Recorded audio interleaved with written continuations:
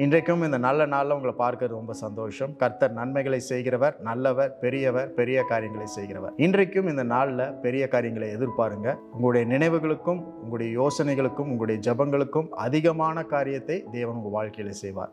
இன்றைக்கும் அப்படிப்பட்ட ஒரு நல்ல நாள் ஆண்டவர் கொடுத்திருக்காருன்னு நன்றி சொல்லுங்க.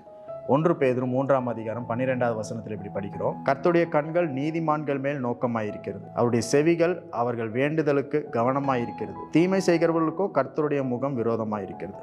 திடீர்னு உங்களுடைய ஃபோனு தண்ணிக்குள்ளே விழுந்து செயல்படாமல் போயிடுச்சுன்னா எப்படி பதற்றம் உங்களுக்கு ஏற்படும்? யாராவது கால் பண்ணால் என்ன பண்ணுறது? நம்ம யாருக்காச்சும் கால் பண்ணணும், மெசேஜ் அனுப்பணும்னா என்ன செய்வது? ஃபோன் செயலிழந்து விட்டது, கனெக்ஷன் இல்லை, நம்மளால் எதையுமே பயன்படுத்த முடியாது, மேப்ஸ் யூஸ் பண்ண முடியாது, எதையும் ஆர்டர் பண்ண முடியாது அப்படின்னு பல பதட்டம், கவலை நம்முடைய வாழ்க்கையில் உடனடியாக வந்துவிடும். அந்த முழு நாளுமே நம்மளுக்கு ஒரு செத்துப்போன நாள் மாதிரி இருக்கும்.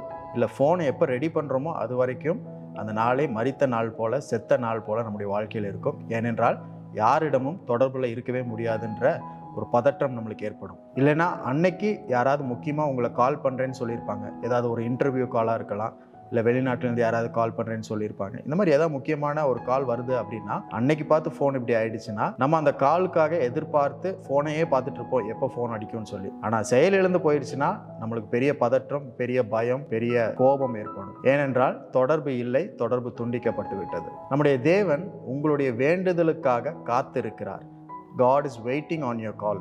கர்த்தருடைய கண்களும் அவருடைய செவிகளும் உங்களுக்காக காத்து கொண்டிருக்கிறது. Because of our busy schedule, we forget to connect to the creator of the universe. ஒவ்வொரு நாளும் நம்ம ரொம்ப பிஸியாக பல வேலைகள், பல காரியங்களை நம்ம பார்த்து கொண்டே இருக்கிறதுனால ஆண்டவரோடு தொடர்பு கொள்ளாமல் அந்த கனெக்ஷனே இல்லாமல் போயிடுது. ஆனால் தேவனோ, அவருடைய கண்களோ உங்களை கண்டு கொண்டிருக்கிறது, உங்களை நோக்கமாய் பார்த்து கொண்டிருக்கிறது. அவருடைய செவிகள் உங்கள் வேண்டுதலுக்காக வெயிட் பண்ணி கொண்டிருக்கிறது. ஆகவே இன்றைக்கு ஒரு ரிமைண்டராக இந்த வார்த்தை, இந்த வசனம் நம்முடைய வாழ்க்கையில் இருக்கிறது. ஆண்டவரோடு கனெக்ட் பண்ணுங்க. மற்ற எல்லா முக்கியமான காரியத்தை காட்டிலும் மேலான காரியம், முக்கியமான காரியம் தேவனோடு தொடர்பில் இருப்பது. அவர் உங்களுடைய வேண்டுதலுக்காக காத்து கொண்டிருக்கிறார். அவருடைய கண்கள் உங்களுக்காக காத்து கொண்டிருக்கிறது. அவருடைய செவிகள் உங்களுக்காக காத்து கொண்டிருக்கிறது. எல்லாவற்றையும் தேவனிடத்தில் நீங்கள் சொல்லுங்க. அவர் உங்களுக்கு பதில்களை தருவார். அவர் உங்களுக்கு வழிகளை ஆயத்தப்படுத்துவார்.